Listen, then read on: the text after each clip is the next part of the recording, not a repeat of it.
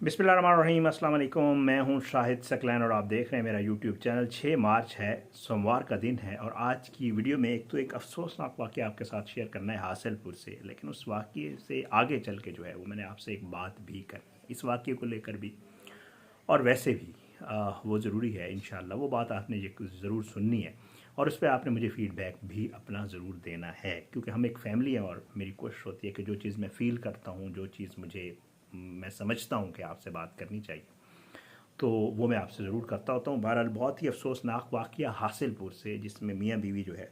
और उनके 2 बच्चों की जो है वो एक कमरे से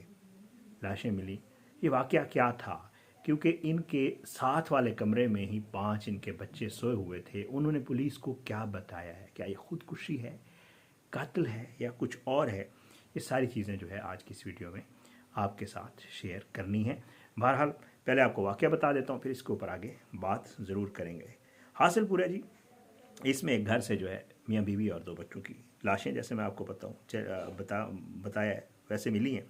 और कहा यही जा रहा है कि इनके जो हालात थे माशी, वो ठीक नहीं थे और इन्होंने हालात से तंग आकर, माशी हालात से तंग आकर खुदकुशी की है। अच्छा, अब जो है नदीम नामी शख्स है जी, ये सीड का काम करता था। आपको पता है एग्रीकल्चर हमारा ज़्यादा वो है, जो ज़रात का वो है, जो उस तरफ वाला एरिया है भावलपुर वाला, तो उसमें जो है ये सीड का काम करता था। और जो है इसका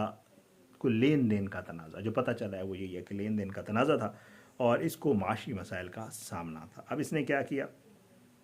इनकी डेड बॉडी, इसकी इसकी बीवी की 6 साल बेटा और 4 साल बेटी जो है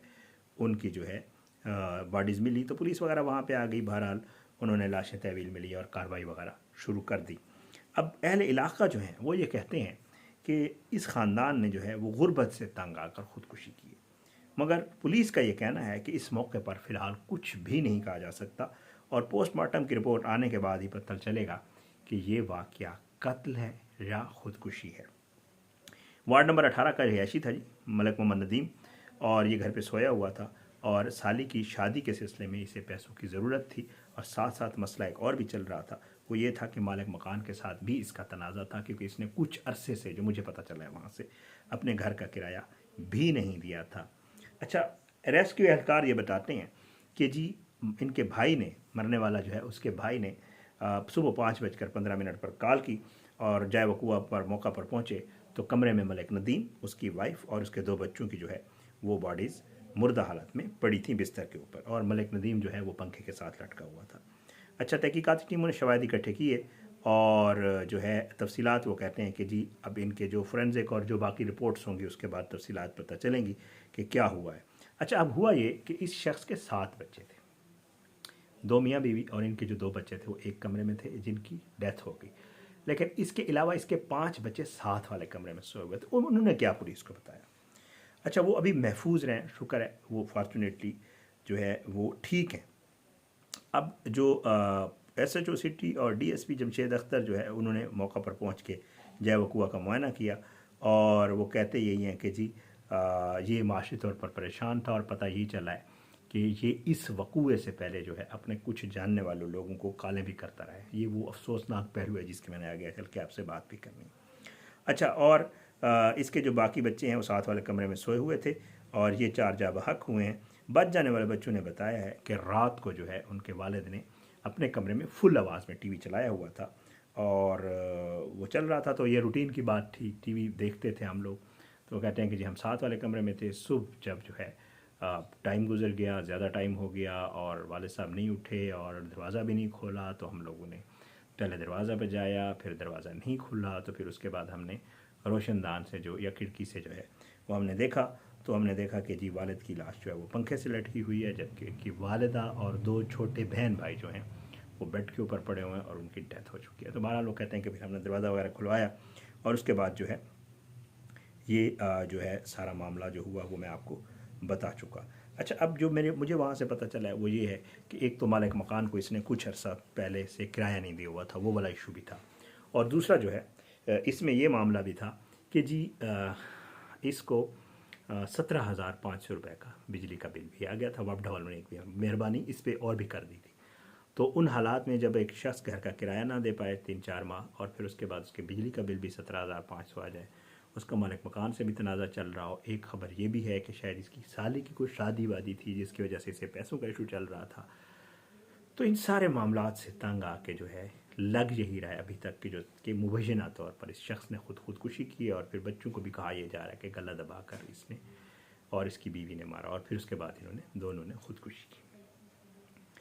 لیکن افسوسناک پہلو اس معاملے کا جو ہے، پولیس اس کو انویسٹیگیٹ کر رہی ہے، کیونکہ یہ بھی شبہ ہے کہ شاید جن کے ساتھ تنازع تھا کہیں ایسا تو نہیں ہے کہ انہوں نے اس کو قتل کیا تو۔ لیکن افسوسناک پہلو جس پہ میں نے آپ سے بات بھی کرنی ہے، اور آپ لوگوں نے اس کو کوشش کرنا ہے کہ کیونکہ میں نے فیل کیا کہ اس ویڈیو کے اختتام میں یہ بات ضرور کرنی چاہیے کہ حالات جو ہے وہ بہت زیادہ مشکل ہیں، اس میں کوئی شک نہیں۔ جدھر انفلیشن چلی گئی ہے، جدھر مہنگائی چلی گئی ہے، تو جو ایک تو سفید پوش طبقہ تھا نا، ان کی سفید پوشی بھی ختم ہو گئی ہے، اور کچھ ایسے لوگ ہیں، یہ میرا پرسنل ایکسپیرینس آپ کے ساتھ آگے شیئر کروں گا، کہ جو بیچارے مانگتے نہیں ہیں، لیکن آپ اگر ان سے پوچھ لیں تو وہ یہی کہتے ہیں کہ یار مانگ نہیں سکتا، لیکن حالات بہت خراب ہیں، اور حالات اتنے خراب ہیں کہ ہمارے اپنے جاننے والوں، آپ کے بھی بہت سارا آپ کو ایکسپیرینس ہوگا، بہت سارے ایسے لوگ آپ کو نظر آئے ہوں گے جنہوں نے فیس نہ دینے کی وجہ سے اپنے اسکول کے بچوں کو اسکول سے اٹھوا لیا۔ یہ حالات چل رہے ہیں ہمارے ملک میں۔ اب اس نے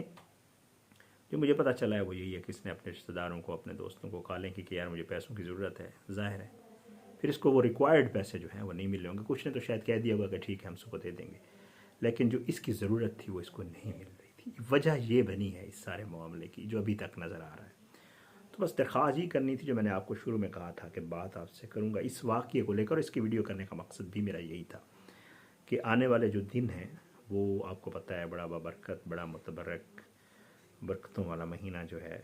وہ شروع ہونے والا ہے رمضان کا۔ تھوڑے دن رہ گئے، 20 ایک دن رہ گئے، شاید اس سے بھی کم رہ گئے۔ تو من حیث القوم یہ ہماری ذمہ داری بھی ہے، آس پاس اگر کچھ ہوگا، ہمارے دین کا بھی حصہ ہے، ہمیں اپنے دین نے یہی سکھایا ہے، ہم نے یہی پڑھا بھی ہے کہ آس پاس اگر کوئی بھوکا سوئے گا آپ کا کوئی پڑوسی تو آپ کی ذمہ داری ہے، اور آپ سے اس کا پوچھا جائے گا باقاعدہ۔ تو ہم نے مرنا تو ہے نا، ایک دن آگے بھی تو جانا ہے نا، تو ہم نے یہ کرنا ہے کہ ایسے لوگ، میرا یہ پرسنل ایکسپیرینس میں آپ کو کہہ رہا تھا، میں آپ کو بتاؤں گا کہ ایسے کچھ لوگ بیچارے سفید پوش جو مانگ نہیں سکتے، لیکن جب وہ آپ سے کہتے ہیں نا تو آپ مجھے نا اس پہ بڑا افسوس تو ہوتا ہے، اور پھر میں پریشان بھی ہو جاتا ہوں، اور آپ بھی ہوتے ہوں گے یقیناً،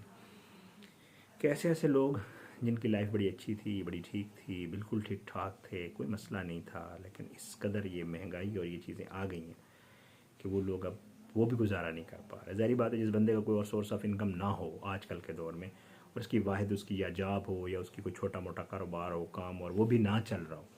تو پھر وہ کیا کرے گا؟ پھر وہ اس چیز کو برداشت نہیں کر سکتا کہ اس کے بچے بھوکے رہیں یا کوئی اور مسئلہ یہ ہے کہ بیچارے سفید پوشی کی وجہ سے مانگ دینی ہے کہ یار لوگ کیا کہیں گے کہ میں، اور ہمارا یہ بنتا ہے، حق ہے ہمارا۔ درخواست بھی آپ لوگوں سے یہ کرنی تھی کہ ہمیں اپنے آس پاس، اپنے رشتہ داروں میں، اسپیشلی اپنے محلے میں، اپنے عزیز و اقارب میں کچھ ایسے یقیناً لوگ، ہر کسی میں سب کوئی یہ نہیں ہے کہ ہر کوئی لینڈ لارڈ ہوتا ہے اور فن خان ہوتا ہے، ایسی کوئی بات نہیں ہوتی۔ ہر فیملی میں ایسے بہت سارے آپ کے اپنے کلوز ریلیٹیوز میں جو ہے ایسے لوگ ہوتے ہیں جن کو ان چیزوں کی ضرورت ہوتی ہے، تو خدا رہا ان کا خیال کریں، بغیر پوچھے۔ ضروری نہیں ہے کوئی آ کے آپ کو کہے کہ جی مجھے 10,000 چاہیے تو آپ اس کو دیں، حالانکہ آپ کی جیب میں پڑے بھی ہوں اور آپ کے ضائع بھی ہوں۔ تو ہم یہ بہت کچھ ایسا روز کرتے ہیں جس میں ہمارے لیے مطلب ہم جاتے ہیں کسی ریسٹورنٹ پہ چلے جائیں، کہیں بچوں کو کچھ کھلا دیا، تو میرے خیال سے اتنے پیسے تو ہم ویسے بھی ادھر خرچ کر آتے ہیں روز، یا ہر ہفتے میں، چلو ہفتے میں اگر روز نہیں بھی ہوتا تو میرا یہی خیال ہے جی، میری درخواست بھی یہی ہے کہ کچھ لوگوں کو ہم بغیر ان کے کہے، ہمیں اندازہ ہوتا ہے، ہمیں پتہ ہوتا ہے، ہم نے ویسے آنکھیں بند کی ہوتی ہیں آگے، ویسے تو ہمیں ہمیشہ یہی کرنا چاہیے کہ ان کی ہیلپ کرنی چاہیے تاکہ کوئی زیادہ مشکل میں نہ، مشکل تو ہوتی ہے، ظاہری بات ہے اگر آپ کے پاس بہت زیادہ ہے تو آپ یقینی طور پر ان کی زیادہ ہیلپ کریں، لیکن اگر آپ کی جتنی استطاعت ہے اس کے مطابق ان کی ضرور ہیلپ کریں۔ اگر ہم ان کی پوری پریشانی یا پورا دکھ دور نہیں کر سکتے تو میرے خیال سے ہمیں ان کی جتنی ہم سے ہو سکے وہ ہمیں ضرور کرنی چاہیے۔ اور اگر رمضان ہے جی، دکھاوا کچھ نہیں ہے، ہم لوگ بہت زیادہ ریاکاری کرتے ہیں، دکھاوا کرتے ہیں۔ کوشش کریں کہ خاموشی سے جتنا کر سکیں کسی کی مشکل میں اس کا ہاتھ بٹائیں اور اس کو ہیلپ کریں تاکہ اس کی اللہ تعالیٰ سب کی پریشانیاں دور کرے. اللہ جو ہے وہ سب کو استطاعت دے, اللہ سب کو وہ کرے کہ جی ہیلپ کریں. تو اگر ہم یہ کرنا شروع کر دیں تو میرا خیال سے بہت سارے ایسے کیسز جو یہ والا ہوا ہے اس سے بچ جائے گا معاشرہ. تو بہرحال اپنے دعاؤں میں یاد رکھا کریں جی اللہ پاکستان کا ہمیں ناصر, اس کے خلاف سازشیں کرنے والوں کو نصر نابود کرے, ظالموں کو عبرت کا نشان بنائے, مظلوم کو انصاف ملے. جو بات میں نے کی اس پہ سوچیے گا ضرور, اور اگر ہو سکے تو اس کو آگے بھی شیئر کیجیے گا اور آگے یہ بات کسی تک پہنچائیے گا. ہو سکتا ہے ہمارا یہ بات کرنا, ہمارا یہ کچھ کہنا کسی کے لیے بہتری کا سبب بن جائے, اور ہمارے لیے بھی یقینی طور پہ ظاہری بات ہے اگر کوئی اچھی بات اگر کسی تک پہنچائے تو وہ بھی ایک صدقہ ہی ہے. تو بہرحال یہ درخواست کرنی تھی, میں نے یہ واقعہ دیکھا تھا